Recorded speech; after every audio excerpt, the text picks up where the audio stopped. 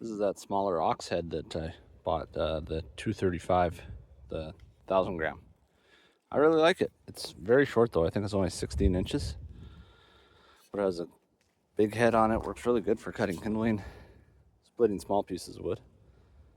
And the blade is very, very similar to the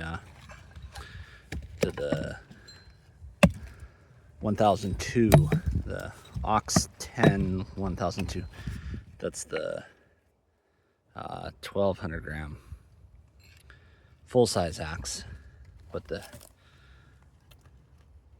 good. This is about almost 5.5 inches of blade length there, and this is just over 5. It's got pretty good cheeks on it for splitting.